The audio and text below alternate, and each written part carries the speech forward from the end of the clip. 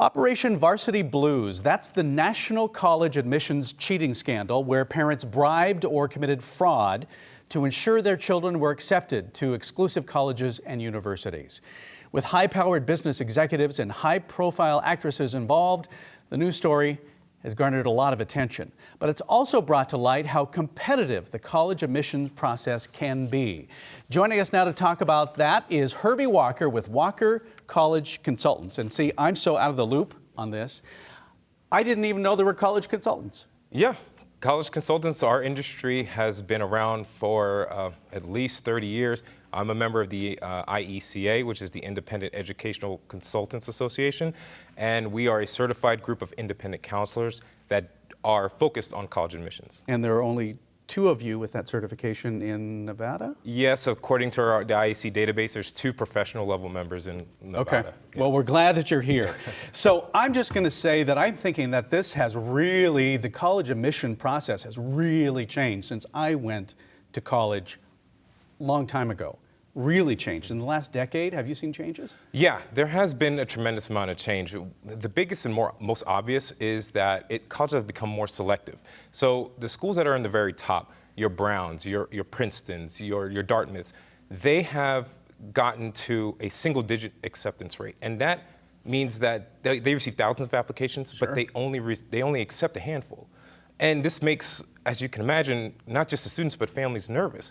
And in the last, 10, 20 years ago, it wasn't this level of competitive. So that's something that we're definitely seeing, as well as affordability becoming a factor. Okay. So why is their acceptable rating like a single percentage point? Is that because why?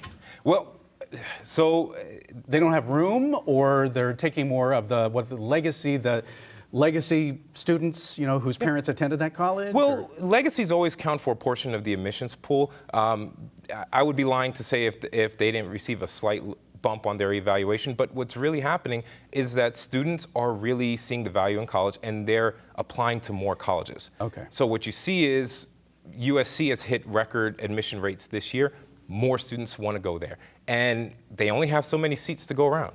And some folks, unfortunately, they want a sure thing. Right. So did this scandal surprise you? Were there parts of it that surprised you? Yeah, at first, yes and no.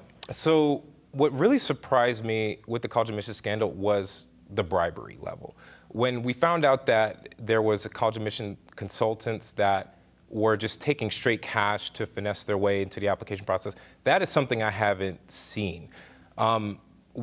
It's not too unusual to hear about, okay, your dad donated a building, or right. Dr. Dre, for example, helped build a college in USC. But what I say the difference in that is that what Dr. Dre and Jimmy Iovine did, they built a program for many students to participate in. That's not the same thing what was happening here. This is not preferential treatment. This is just straight cash grab offers, right? So I was surprised to see that. What was also kind of not too surprising was the cheating part of the SATs. Yeah. That caught me off guard. Internationally, we have seen that this has been a problem.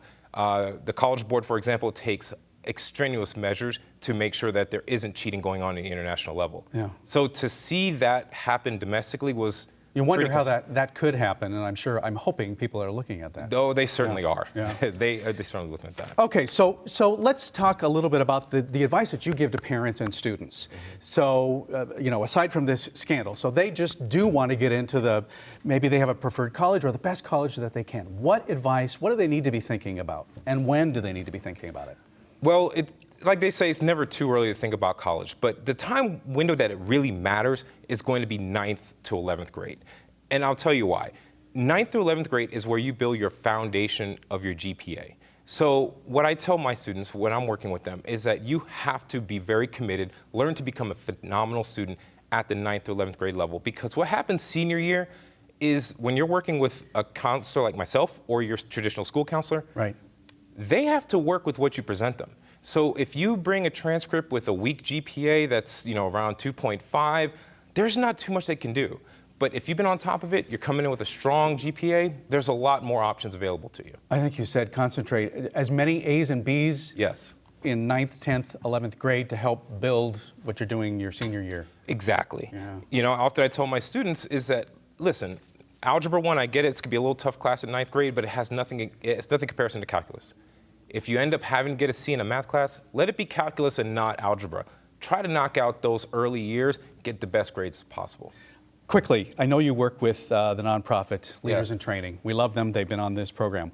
What advice do you give to those students that are maybe the first to go to college in their family? What advice do you give to them? I love working with Leaders in Training. I've been working with Erica Mosca for years now, easily, I think more than 6 or 7 years at this point.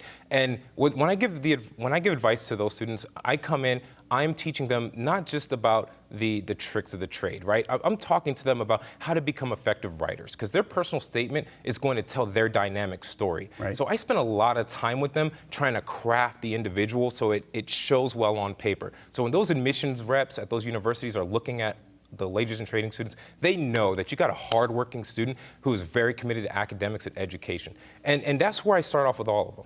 Okay. It's great information that I don't often hear, so I really appreciate you being here today. Herbie Walker, Thank you. Walker College Consultants. Appreciate your time. Thank you.